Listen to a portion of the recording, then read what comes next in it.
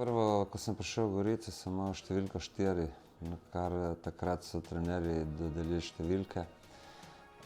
Potem pa, ko sem imel številko 6, mislim, da mi je prineslo, da mi je bila srečna in zato potem nisem nikoli tudi hotel menjati.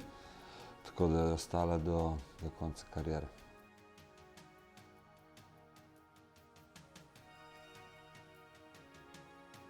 Je dosti napadalcev dobrih, ne vem, če bi mogel izpostaviti, lahko Cimerotić ali Bozga.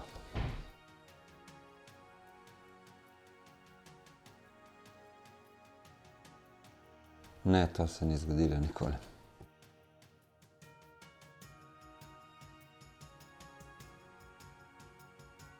Skozi kar dolgo obdobje in je šlo zelo dosti dobrih igralcev.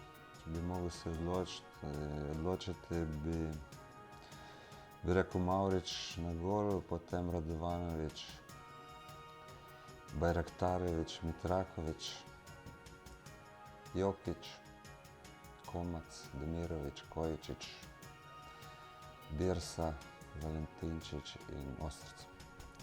Če bi, je pa zunaj še dosti igralcev tega, ki so zdaj bili Matavž, Velikonja, Mladen Kovačević, Ranić, ki so bili vsi dobri igralci.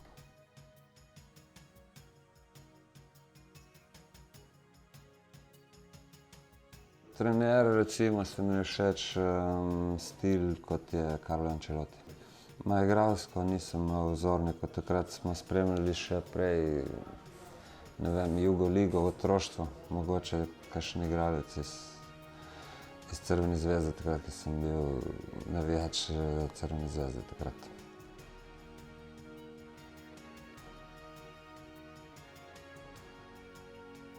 Povabilo za reprezentanco, najboljše sem se počutil na tekmi finale Superpokala, kjer sem dal 3 gole kot branilec, kar ni vsakdanje.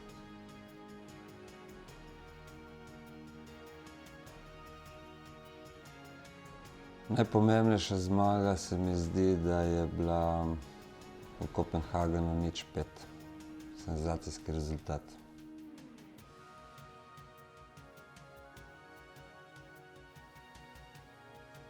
Mislim, da je talent in karakter igralca.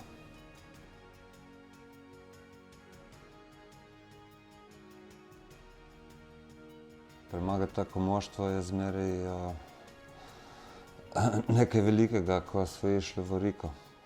Mislim, da smo imeli zelo dobro ekipo takrat in smo tudi zasluženo osvojili ta pokal. Doživljal sem bolj v bistvu čustveno takrat, ko sem bil igralec pri osvajanju lovorik.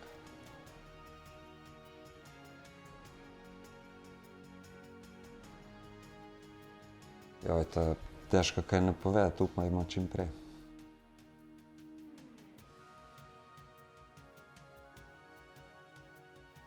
Dajmo reči, da ja, mislim, selektorsko mesto je tisto, ki potem ti pomeni preskok v karieri. Tako da upajmo, da se bo tudi meni to zgodilo. Treba verjeti.